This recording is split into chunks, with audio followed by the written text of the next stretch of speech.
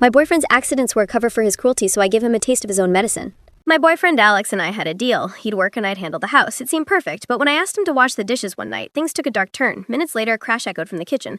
I found my great-grandmother's antique plates, a priceless family heirloom, shattered on the floor. It was an accident, he claimed. They were slippery, but something felt off. Those plates were always kept on the highest shelf. My gut told me to check the living room camera, and what I saw made my blood run cold. There was Alex pulling the plates from the cabinet, soaping them up, and then deliberately dropping them. The rage was instant. When I confronted him with the footage, the truth came out. He broke them to teach me a lesson about my place as the caretaker. He even admitted to accidentally ruining my favorite shirt with an exploding pen when I asked him to do laundry. It was the easiest way to communicate, he said with no remorse. I told him to get out of my house. Yes, my house. He just smirked and claimed squatter's rights, locking himself in our bedroom.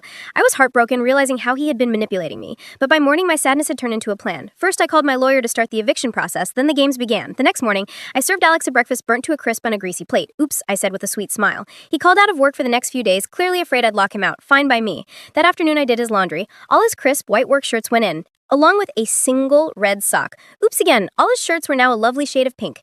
For a week, I became the queen of accidents. The house got messier, his meals were disasters, and his life became a series of minor inconveniences. He got angrier and angrier, but I just played dumb. Finally, the eviction notice arrived. He had 2 weeks to leave, and if anything else of mine was accidentally broken, he'd pay for it. He tried to sweet-talk me, promising to change, but it was too late. I told him I was done with his manipulation. Now he's locked himself in the bedroom, and the clock is ticking. I just hope he leaves without any more drama, because this caretaker is officially off duty.